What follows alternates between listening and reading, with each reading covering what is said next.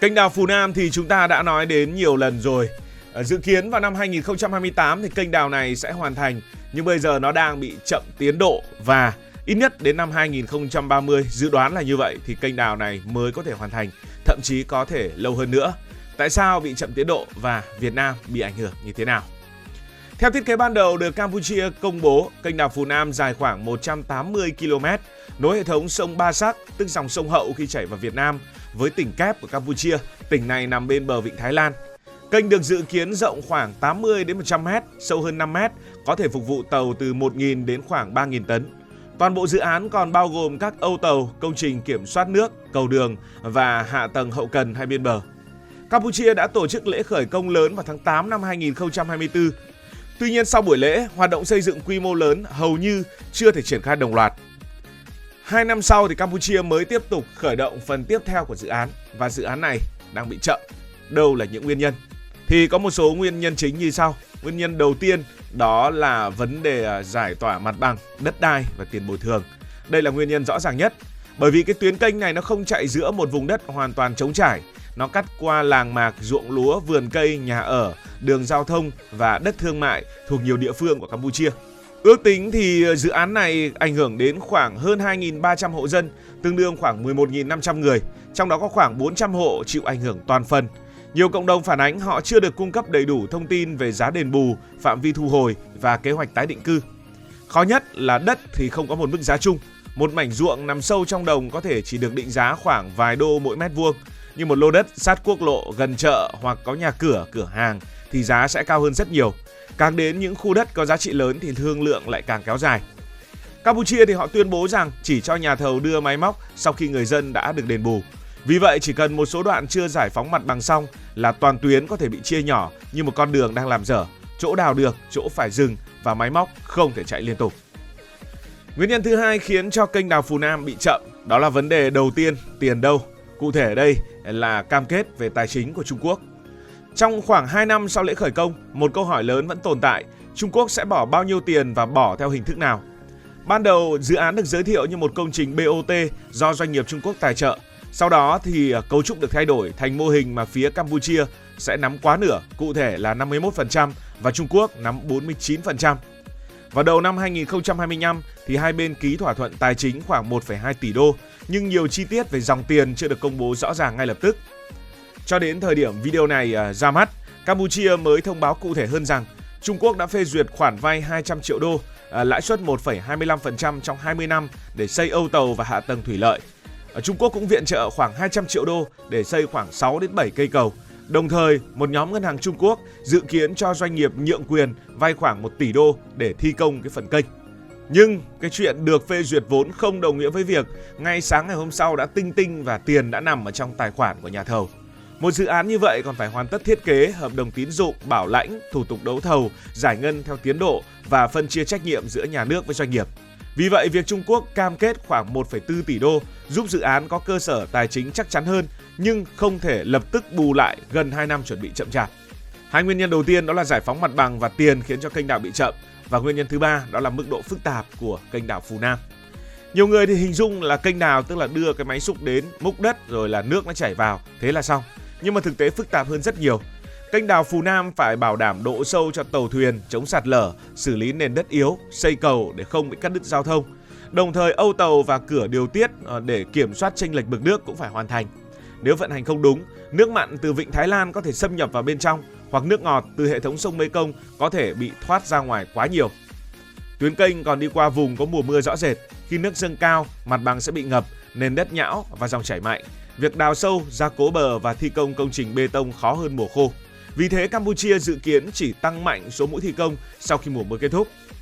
Một số hạng mục được lên kế hoạch thi công trong khoảng thời gian 3 năm từ năm 2026, ngay cả khi không gặp thêm vướng mắc lớn.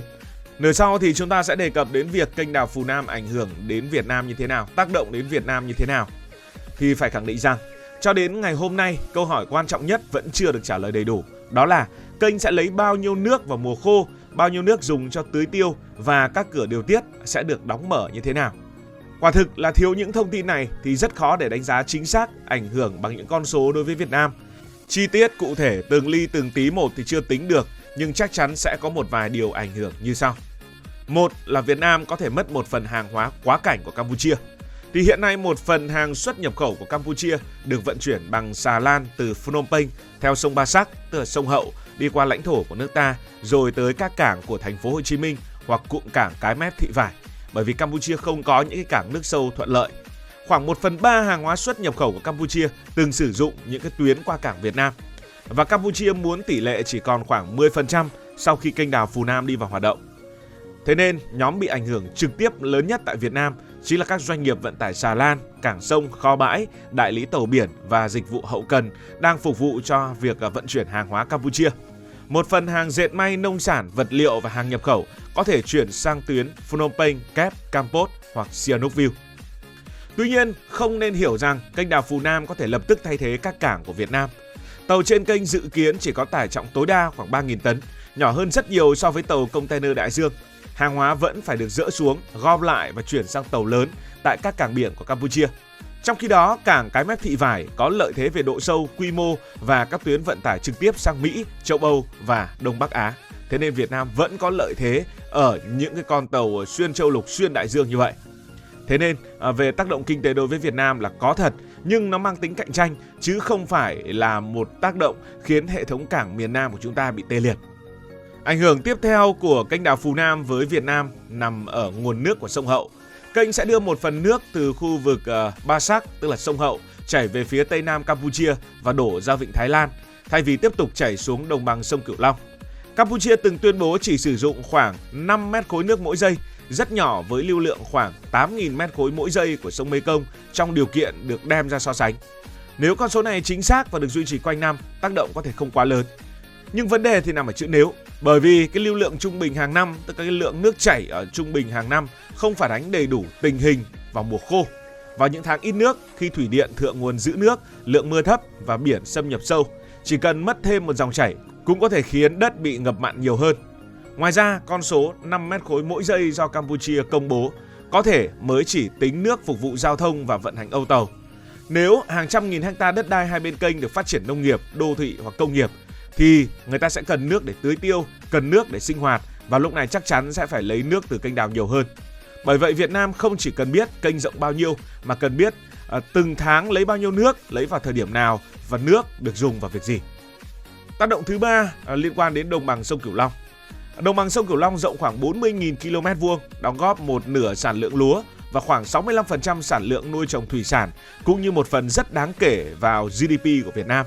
Đây cũng là khu vực đang phải đối mặt với sụt lún đất, khai thác nước ngầm, thiếu phù sa, sạt lở và xâm nhập mặn. Kênh đào Phù Nam không phải nguyên nhân duy nhất, cũng chưa chắc là nguyên nhân lớn nhất gây khủng hoảng cho đồng bằng sông Cửu Long. Các đập thủy điện ở thượng nguồn, biến đổi khí hậu, khai thác cát và việc sử dụng nước bên trong Việt Nam cũng có thể tạo ra tác động, có khi còn lớn hơn.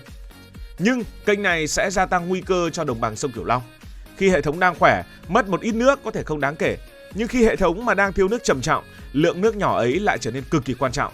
Nếu dòng nước ngọt giảm trong mùa khô, nước biển có thể xâm nhập sâu hơn qua các cửa sông. Các khu vực trồng lúa, cây ăn quả và cung cấp nước sinh hoạt ở những nơi như là An Giang, Đồng Tháp, Cần Thơ, Vĩnh Long, Sóc Trăng và các tỉnh ven biển có thể phải gia tăng chi phí xây cống, trữ nước và chuyển đổi sản xuất. Và ảnh hưởng cuối cùng tới Việt Nam đó là liên quan đến phù sa, cá và hệ sinh thái. Chúng ta biết rằng nước của các con sông không chỉ là nước còn mang theo phù sa, chất dinh dưỡng, trứng cá và các sinh vật nhỏ nuôi sống cả hệ sinh thái đồng bằng. Nếu kênh và các công trình thủy lợi làm thay đổi dòng chảy, nhịp lũ hoặc đường di cư của cá, tác động có thể lan rộng hơn lượng nước bị lấy đi. Những vùng đất ngập nước, ruộng lũ và những khu vực sinh sản của thủy sản sẽ bị thay đổi.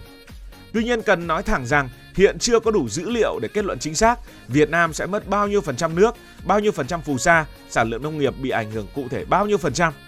Việt Nam đã nhiều lần khẳng định rằng thông tin kỹ thuật hiện chưa đủ để định lượng đầy đủ tác động và mong muốn yêu cầu phía Campuchia phải cung cấp đầy đủ thông tin. Vì vậy, những tuyên bố kiểu như kênh đào này sẽ giết chết đồng bằng sông Cửu Long hình như là quá sớm.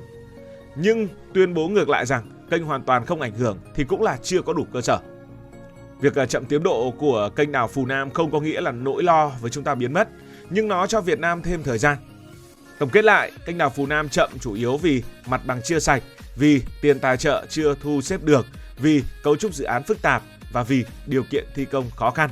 4 cái này nó khiến cho kênh đào bị chậm. Dự kiến với tình hình hiện nay thì mục tiêu hoàn thành vào năm 2028 rất khó đạt và mốc 2030 có vẻ sẽ hợp lý hơn.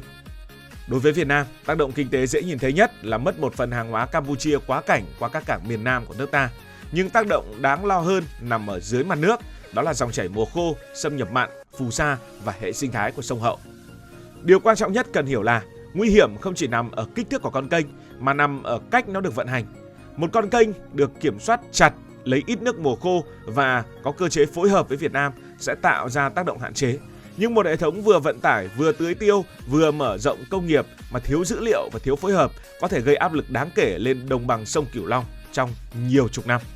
Cảm ơn vì đã dành sự quan tâm. Nếu thấy thú vị hãy đăng ký kênh để không bỏ lỡ các video mới nhất. Cảm ơn các bạn đã dành sự đồng hành cùng Hải Thanh Story. Đi qua những vùng đất, khám phá những điều mới.